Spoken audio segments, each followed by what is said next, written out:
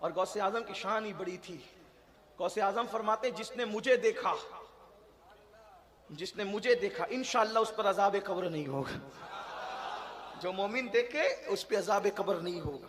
بہرحال تو لیکن آج کل جلسوں کا اس وقت پتہ نہیں کیا حال تھے، لیکن آج کل جلسوں کا کیا ماحول ہے. جیسے ابھی یہ ہمارے مظفر بھائی ہمارے مالیگاؤں کی ہے آئے تھے، تو انہوں نے تاریخ لینے کے ساتھ ہی بتا دیا کہ آپ کو غوث پاک پہ بولنا ہے اور اہل بیت پہ بولنا ہے.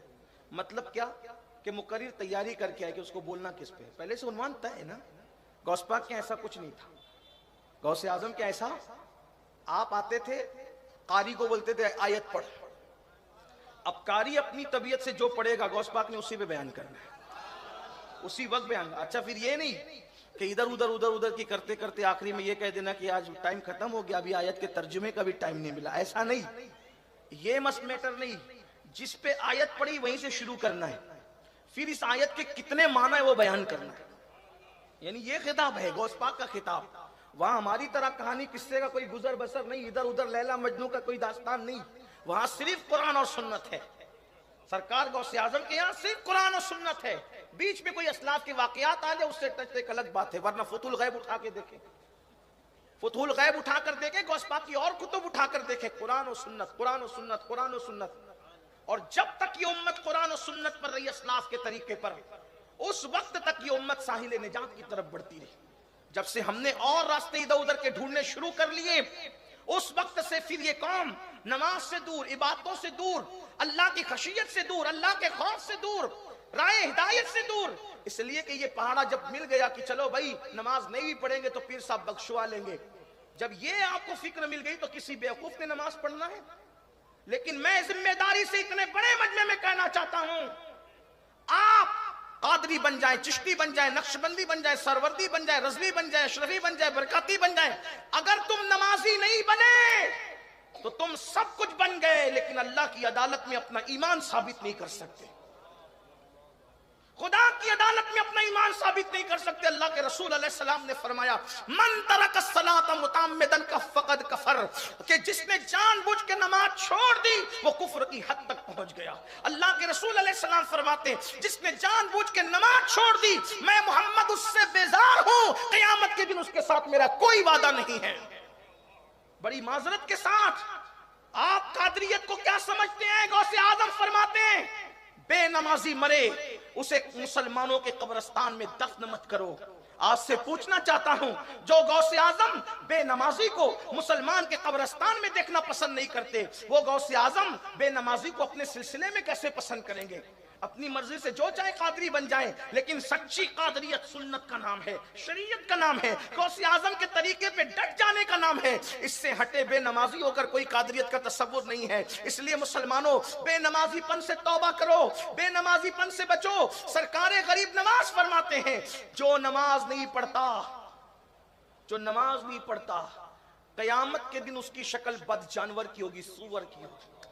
اور اسے ان کا فرمان نہیں ہے، صاحب درۃ الناصحین لکھتے ہیں، اللہ کے رسول کی حدیث ہے، میرے آقا فرماتے ہیں جو نماز نہیں پڑھتا جب وہ اپنی قبر سے اٹھے گا تو کالے خنزیر کی شکل میں اٹھے گا، کالے سور کی شکل میں اٹھے گا. چہرے پہ پھنسی آئے تو لوگ ولیمے میں جانے کی ہمت نہیں کرتے، جلسے جلوس میں جانے کی ہمت نہیں کرتے، اسکول کالج بازار جانے کی ہمت نہیں کرتے، چہرے کی پھنسی لے کے دوستوں کے درمیان نہیں جاتے. لیکن جب نماز چھوڑنے کی وجہ سے کالے سور کی طرح چہرہ ہوگا، وہ کالے سور کا چہرہ لے کر اللہ کی بارگاہ میں کیا منہ دکھائیں گے؟ بڑی سادگی سے کہتے ہیں مولانا ٹائم نہیں ملتا نماز کے لیے، مولانا وقت نہیں ملتا نماز کے لیے. جس قوم کو نماز کے لیے وقت نہیں ملتا اس قوم کو فیس بک کے لیے وقت کیسے ملتا ہے؟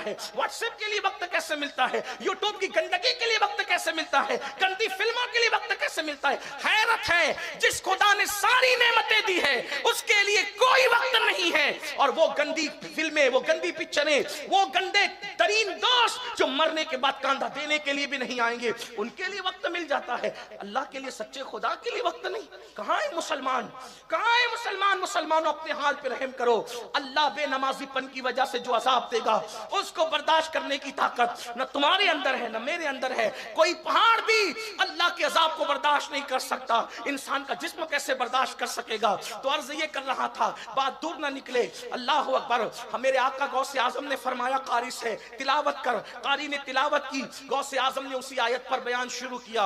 अब आयत का तर्जुमा पढ़ा, तर्जुमा करने के बाद उसकी एक तफसीर बयान की। तफसीर तो वो कादरी जो बैठा था इब्नुल जौजी के बारे में, उसने देखा, जो किसी को साथ में तकरीर के लिए लाता है, मुकर्रिर अच्छा पॉइंट बोलता है तो वो देखता है कि मैं लाया ना तुझे, देख कितनी अच्छी बात कर रहे हैं हमारे हजरत, ऐसे देखता है ना। तो कादरी ने भी ऐसे देखा। अब इब्नुल जौजी थे, सर करना कोई आसान काम नहीं था। जैसे ही देखा इब्नुल जौजी ने कहा, मैं जानता हूं कोई नई बात नहीं कही यानी तेरे पीर ने, जानता हूं, मुझे मालूम है ये तफसीर। दूसरी पढ़ी, ये भी जानता हूं।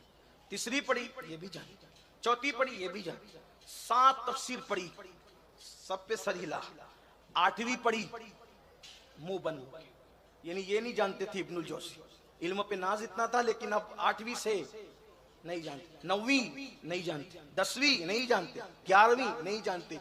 बाज ने लिखा 40 तफसीर बयान की एक आयत की, और बाज बुजुर्गों ने लिखा 70 माना बयान की एक आयत का। 70 और 70 हजार माना है एक एक आयत का। ये जाहिरी, और जो उसके सिवाय वो तो अलग है। बल्कि हमारा अकीदा तो यह, इमाम अब्दुल वहाब शारानी कहते हैं कुरान का नुज़ूल बंद हुआ है, लेकिन मानिए कुरान आज भी मोमिनों के दिल पर नाजिल हो रहा है। हर दिन नया मानी नाजिल हो रहा है। कुरान की बात यह है, लोग कहते हैं गालिब और इकबाल के शेर के इतने माना हो सकते हैं, तो बंदों के मखलूक की कलाम के जब इतने माना हो सकते हैं, तो खालिक के कलाम के कितने माना होंगे। तो जो जितना इल्म रखता है उतना बयान करता है। 70 तफसीर बयान की, 40 भी लिखी, किसी ने 14 भी लिखी, 40 भी लिखी, 70 भी, लेकिन मैं तो कादरी हूं ना, तो कहा 40 नहीं बल्कि 70। जब 70 तफसीर बयान की तो इब्नुल जौजी का तो सर झुका। और उसके बाद फिर गौस पाक की एक कैफियत थी, फरमाते थे लोगों ये जो बयान हो गया कम है, जो बचाए बहुत ज्यादा है। अरे अब काल को छोड़ो और हाल की तरफ आओ। जब कहते थे काल को छोड़ो हाल की तरफ आओ, इतना कहना था कि पूरा मजमा जोश में खड़ा हो गया। कोई कपड़े फाड़ रहा है, कोई झूम रहा है, कोई गिर के बेहोश है, किसी की मौत हो गई है, पूरे मजमे में हंगामा है।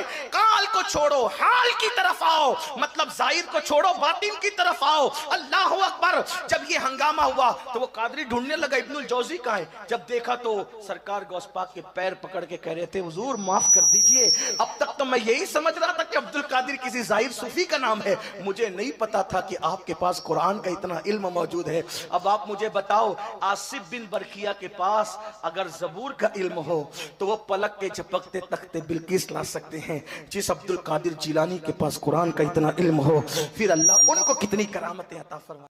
नाज़रीन इकराम, इसी तरह के और वाक़यात और बयानात सुनने के लिए चैनल को सब्सक्राइब करें, बेल आइकन को दबाएं ताकि अगले आने वाले वीडियो का नोटिफिकेशन तुरंत आपके पास पहुंच जाए।